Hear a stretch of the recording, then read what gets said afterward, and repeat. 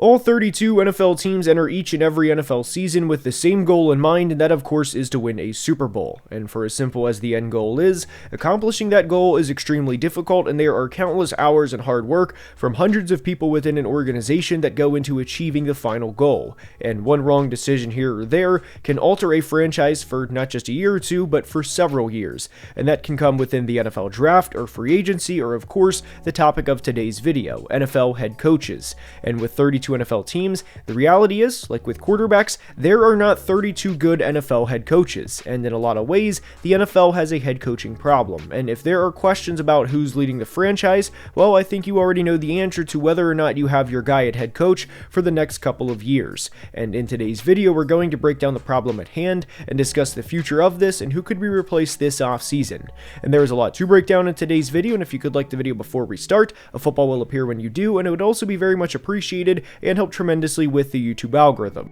And with that preface out of the way, let's begin.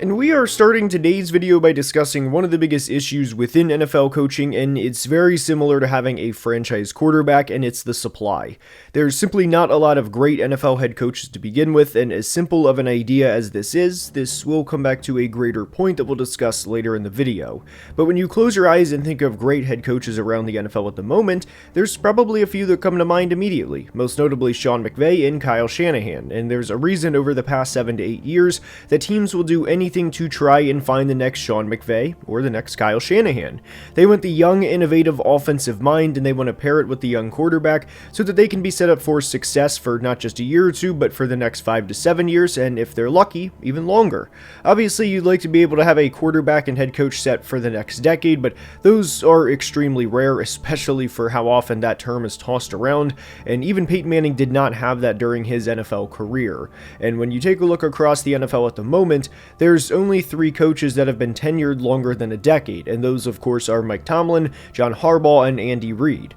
All 3 of those coaches have won 60% or more of their games, and all are Super Bowl champion head coaches. But even with Tomlin and Harbaugh, they're not revered as offensive masterminds and offensive gurus. And even Andy Reid is towing the line there because he's not viewed in the same lens as the Shanahans and McVays. He's obviously had the success, and good for him, but it's not exactly the same thing if you get what I'm saying. And for clarity, that obviously doesn't make him any less of a head coach. But as we know, the NFL is a copycat league, and teams will try anything to have success. And there used to be a running joke that if you had a cup of coffee with Sean McVay, you were going to get a head coaching job. And for reference, Zach Taylor went from being the University of Cincinnati's offensive coordinator in 2016 to the Rams assistant wide receiver coach in 2017 to the Rams quarterback coach in 2018 to the Bengals head coach in 2019, which of course is where he is today. The Bengals, like a lot of other teams, saw the success the Rams have had and wanted to get the next hotshot young head coach. And long story short,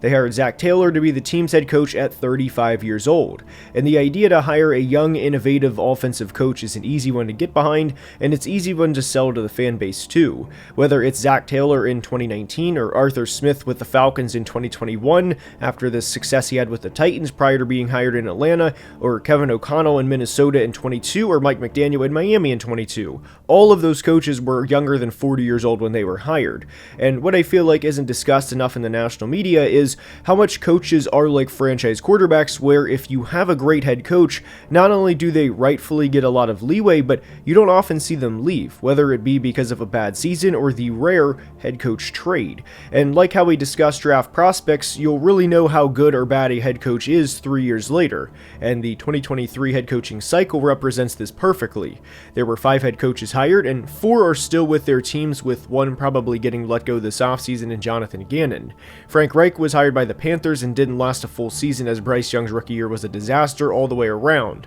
But for the 3 coaches that will still be with their teams in 2026, in Sean Payton, DeMeco Ryans, and Shane Steichen, well, it's been anything but sunshine and rainbows throughout their tenure, and we'll break this down more in a minute, but first we have a word from today's sponsor.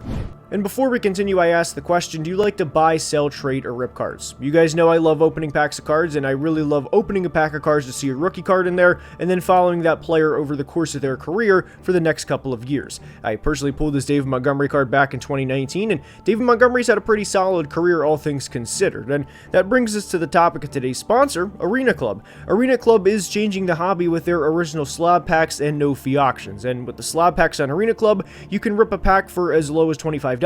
and hit on a card that's worth significantly more. And with every slab pack, Arena Club will make you an instant offer based on its fair market value. There's no waiting or guessing. You will receive an instant offer from Arena Club based on the card's estimated fair market value. You guys know I absolutely love opening packs of cards, and while making this video, I actually pulled a Gem Mint 10 Barry Sanders rookie card, and right now you can go to arenaclub.com/GFB and get 20% off your first slab pack or card purchase. Once again, that's 20% off your first slab pack or card purchase by going to arenaclub.com/GFB. And a big thank you to Arena Club for sponsoring today's video. Now, to go back to the 2023 head coaching cycle, specifically with Sean Payton, DeMeco Ryans, and Shane Steichen, all of which will return for a fourth year to coach their team next year, it has not been sunshine and rainbows, and that's one thing that I think needs to be remembered with head coaches, is just because you have a guy that's in his fourth, fifth, or sixth year does not mean it's been 10, 12, 13 win seasons every year, and that we are legitimately going to compete in the postseason, and that we're going to get a playoff win this year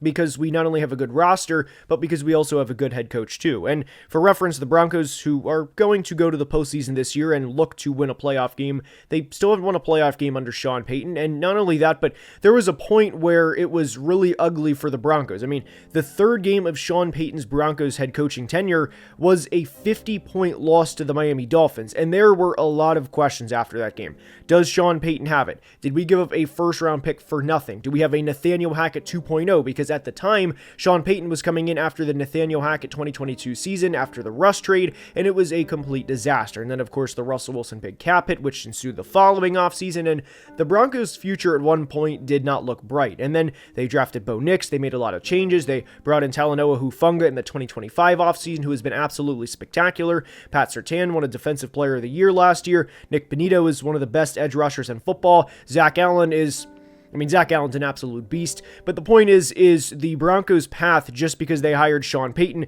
does not mean they got on the roller coaster and went straight up, because it has been anything but that, and Broncos fans would be the first to tell you. And specifically within the Dolphins game, there was a new type of pain with a 50-point loss. The ups and downs part of the roller coaster very much applies to the Texans and DeMeco Ryans too, because at the start of the DeMeco Ryans era, I mean, they were the darlings in 2023 because they had a rookie head coach in DeMeco Ryans and a rookie quarterback in CJ Stroud, and they started the year 0-2. They lost to the Ravens, and that was the Mike McDonald Ravens, look, CJ Stroud, NFL debut, Mike McDonald Ravens defense, good luck. But in week 3 at 0-2, they went into Jacksonville to play a team that was very much expected to be on the rise, because entering the 23 season, the Jags were coming off of a year in which they won the AFC South, and then they also had the big come-from-behind playoff win against the Chargers, and with the rookie head coach and rookie quarterback, the Texans went into Duval in week 3 and won by 20 points. The Texans eventually won the AFC South, and in a rookie quarterback's year,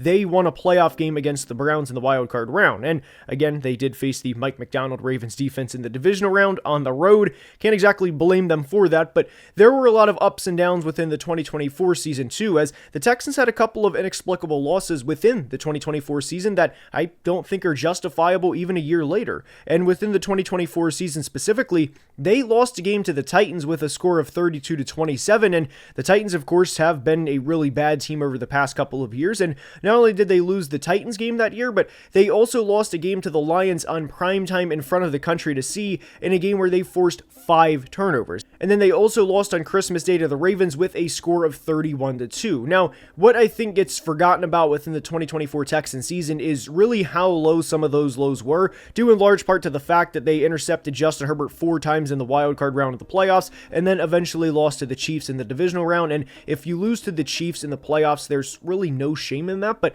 they were also in that game. But even within the 24 Texans season, for what a lot of people think has been a ride up on the part of the roller coaster with DeMeco Ryans, there were people that legitimately thought DeMeco Ryans didn't have the balls to fire Bobby Slowick mid-season because of the lack of execution and lack of results from the 2024 Texans offense. Now, like we said, whenever you think about the 2024 Texans season, a lot of that gets dismissed because of the fact they won a playoff game. But what I'm trying to say is if you have a good head coach, or if your team has a good coach, and this also applies to me with Kevin O'Connell, as I've been very critical of KOC at times too, is you can do a hell of a lot worse than DeMeco Ryans and Sean Payton and KOC. And what I really get frustrated with Kevin O'Connell about is at times where the team will be down 14 points in the fourth quarter and he'll take till 6 seconds left on the play clock when you should be really speeding things up. And that is definitely a pet peeve of mine, is when coaches are down multiple scores late in games and there's not a care in the world with the time amount left in the game. But if you have a great head coach like a DeMeco Ryans or a KOC or a Sean Payton,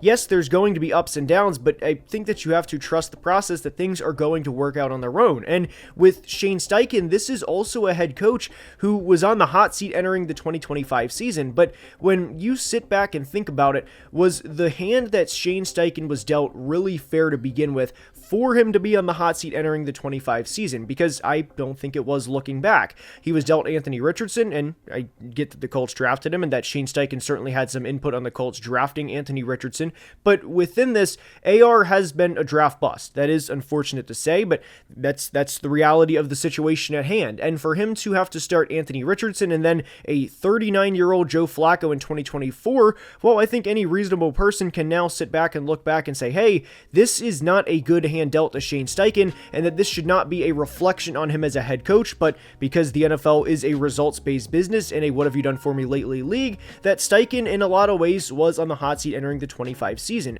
And even within this, there will still probably be some people that say, hey, you started out the year 7-1, and I understand that your quarterback went down, but you should still be able to get to the postseason even despite starting 7-1. And in fairness to Shane Steichen, what I would say is, I do think Daniel Jones was starting to come back down to earth prior to the injury, and now that we are starting Phillip Rivers as a 44-year-old player that had not played in 5 years, well, that's not exactly a good situation for Shane Steichen specifically to succeed in. And I think that Shane Steichen would be a lot better than 99% of head coaching candidates that you're going to have. And this is also a head coach that led the 2023 Colts to a top 10 offense in terms of points per game in his first year with the team. So if you give Shane Steichen a sort of baseline, then I think he can be this team's head coach for not just a year or two, but really the next 4 or 5 years, because he has such a high floor as a coach. Now, what is going to be unfortunate for Shane Steichen is the fact that the team does not have a first round pick in each of the next 2 years, and there is a real reality, depending on what they do with the quarterback position this offseason, that if they finish 6-11 or 7-10 next year, that Steichen could very easily be shown the door in what I would argue is not a fair situation for him to begin with, because if they do let him go next offseason, we'd be talking about a guy that has had to call plays for Anthony Richardson, Gardner Minshew, Joe Flacco, Phillip Rivers, and Daniel Jones in his first 4 years as the team's head coach. And with the 2024 coaching cycle, this was a big one, as 8 new head coaches were hired. And it's one thing if 3 or 4 teams finish with a 3-14 or 4-13 record, and their previous head coach was 8-26 in 2 years, and you choose to move on. That is what it is. But a quarter of the NFL needed a new head coach, and 3 of those head coaches have already been fired, and there's a good chance another head coach from this cycle is fired this offseason. The 3 that have already been let go are Brian Callahan, Gerard Mayo, and Antonio Pierce, and one likely to be fired this offseason is Raheem Morris of the Falcons. And we mentioned earlier about how head coaches in some aspects are very similar to first round picks, where you need a couple of years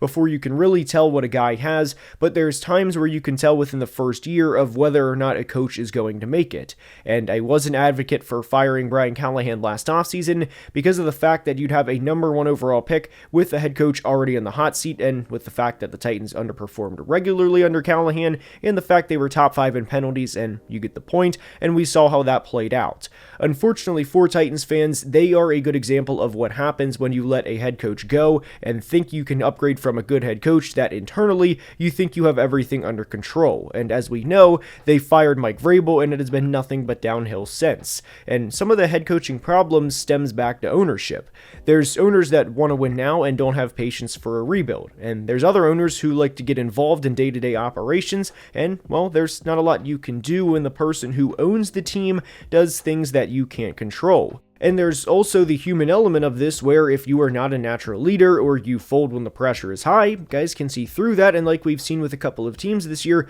make personal business decisions within games. And the margin of error within an NFL game, let alone an NFL season, is razor thin. So if you also have a head coach who is bad with clock management or not situationally aware at times, then that also plays a part into why you're not getting to the playoffs or winning playoff games. And this plays into why there are so few good head coaches in the NFL, because there's the human element of things where you have to be able to maximize what your team is doing. You have to, of course, have complete mastery of X's and O's, and you also have to be in a decent situation to succeed. And then you also have the outside noise too. There were people this offseason, who are quiet now, that thought Ben Johnson was basically a nerd, and that because of how bad the Bears organization has been for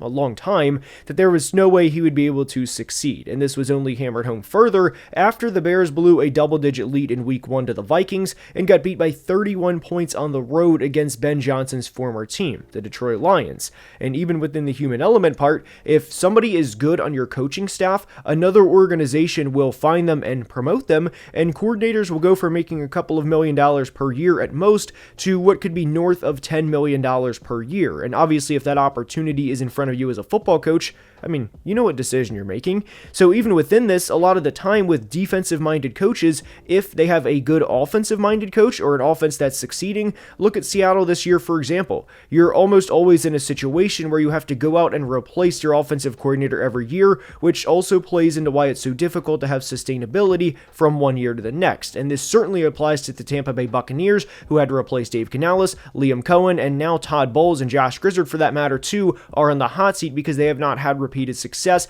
the way that Canales and Liam Cohen each did in 2023 and 2024. Now, Ben Johnson was not the only head coach hired this offseason, but when you take a look around at the 2025 head coaching cycle, I'm going to be honest. We are obviously less than a full year in, but I have questions about the long-term future of Aaron Glenn with the New York Jets. The Jets recently fired Steve Wilks, the defensive coordinator, and I also question the fact that we know the Jets are going to finish the 25 season with a bad record. They traded Sauce Gardner and Quinn Williams away midway through the year. They were already a bad football team prior to the trade away, and in a year where you've started Justin Fields, Tyrod Taylor, and Brady Cook, your results are naturally going to be limited to probably 6 wins at most, if we're being completely honest. But when you look at the long-term outlook, specifically the 26 offseason, yes, the Jets have multiple first-round picks. Yes, they're going to have a lot of cap money to spend this offseason because there's not a lot of talent on the roster to begin with. But when you think about how much this team can truly improve from one year to the next, are they going to go from 3 or 4 wins in 2025 to 10 or 11 wins in 2026, especially with the quarterbacks and teams that they have in their division in the New England Patriots and the Buffalo Bills? And that's where I question the future with Aaron Glenn, because right now we're talking about a season next year where the Jets may have 6 or 7 wins, and that Aaron Glenn may through 2 seasons have a record of 11-23 or 12-22, and then you kind of ask the question and say, hey, what is the future with this guy? He has not proved that he can win, and the roster obviously wouldn't be very great at that point, and then you'd have 3 first-round picks in 2027, and we can have the conversation of, hey, we can bring in a good new head coach that can really utilize these first-round picks. Aaron, we appreciate what you did, but ultimately you weren't doing a good enough job to get it done, despite the fact that the roster was not good to begin with, and Woody Johnson, of course, is Woody Johnson, and we'll leave it at that. But when you look at head coaches being set up for failure, a lot of the time, like quarterbacks, it stems from a bad organization. And this doesn't pertain to just Aaron Glenn, because there's real conversations about other coaches being moved on from that are either Super Bowl winning head coaches or coaches that have won several playoff games in the first 8 to 9 years of their career. There's a real scenario where if the Bills don't make the Super Bowl this year, that they could move on from Sean McDermott and basically say, hey, Sean, we appreciate everything you've done as the Bills head coach, the most successful coach we've had outside of Marv Levy, but buddy, you can't quite get to the Super Bowl, and we need to give Josh Allen a chance, who is 29 years old and in his prime. We need to give him somebody else that has more credentials and a better chance to get us to the Super Bowl. There's also talks about the Ravens moving on from John Harbaugh, not because he hasn't been successful, but maybe because the message is getting stale within the organization, and maybe guys simply aren't buying into John Harbaugh the way they once were. And right now the Steelers are coming off of a couple of game win streak, but just a couple of weeks ago there were Steelers fans chanting fire Tomlin, and the Steelers have also not won a playoff game in, well, going on 9 years. So just because a team has had success does not mean a head coach's job is safe by any means. And when you look at the 2026 head coaching candidates, I'll be honest, outside of the top 2 or 3, it's not a great year to need a head coach. You, of course, have Chris Shula, the Rams defensive coordinator, Clint Kubiak, the Seahawks offensive coordinator, and Jesse Minter, the Chargers defensive coordinator, really as the top 3 guys. And then you have the Brian Flores conversation. Obviously, Flores has done a phenomenal job as the Vikings defensive coordinator, but there's the whole aspect of him suing the league with the lawsuit and everything, and that's kind of a complex conversation within itself. So is he going to be a head coaching candidate this offseason? And all of this to say, finding a good head coach is incredibly difficult, and there's a reason that there's such a scarcity to begin with. Now, not every NFL head coach is on the same timeline with their GM, and there's a reason that teams like to have the head coach and the GM brought in at the same time, because pretty quickly you can look at a situation like the Titans where Mike Borgonzi will be entering his second year with the team this offseason and will have to find the new head coach, which, if we're being completely honest, probably should have been done last offseason, as Brian Callahan was fired early in the 25 season, and he could have had a more productive season with Cam Ward's rookie year. And obviously I've expressed my frustration with the Titans before, but this concept also applies to the Miami Dolphins, except it's the opposite, where the GM was fired midway through the 25 season in Chris Grier, and Mike McDaniel was sticking around for now, and he could stick around for the 2026 season as well, because you kind of have to ask the question of, if we fire Mike McDaniel this offseason, who are we going to bring in that's going to definitively be better than him? But then there's also another conversation of, hey, Tua was given a large chunk of money, and he's obviously not a great player at his position, so inevitably the cap hit that he's going to have in 2026 and even 2027 is not going to be great, and that's going to limit the amount of players we're going to be able to sign in free agency and be able to bring in overall. So inevitably we're probably going to have a losing record in 2026, or probably at the best a 9-8 record, and then you get into the conversation of, hey, Mike McDaniel and the Dolphins may have another year without a playoff win, and if McDaniel does not have a playoff win next year, we would have 5 seasons with him as the team's head coach without a playoff win, and pretty quickly you could at least project this at this point and say, hey, in December of 25, looking at the Dolphins' 26 season, this is not a great outlook at this point, and it's really due in no fault to Mike McDaniel, but because he would have no playoff wins in the first 5 years, at that point you'd probably have to move on. And what I would like to emphasize is, if you are a fan of the Steelers or Ravens and you're a little fed up with the leadership of Mike Tomlin or John Harbaugh and that you think it's time to make a change, please remember that it could get a heck of a lot worse before it gets better. And if you are a fan of a team that needs a new head coach this offseason, I would also say to remember that it could also get worse before it gets better, whether that's due to ownership or whether that's due to a head coach looking at the division you play in and saying to themselves that, hey, I don't want to play against the Chiefs, Broncos, and Chargers a combined 6 times per year and go up against that and potentially be fired within 2 years, because my record is inevitably bad because of the teams that we're regularly going up against. All of this to say is, if your team has a great head coach, I would second guess before calling for their jobs, because a lot of the time, like with solid or above average quarterback play or even good quarterback play, trying to go to that elite level of quarterback play, and the same thing applies with coaches, it can get a lot worse before it gets better. I hope you enjoyed, and if you did, please like and subscribe, as we recently hit 225,000 subscribers, and I cannot thank you guys enough for the support. Thank you to Arena Club for sponsoring today's video, and until next time, please be safe and have a great day. Love you guys.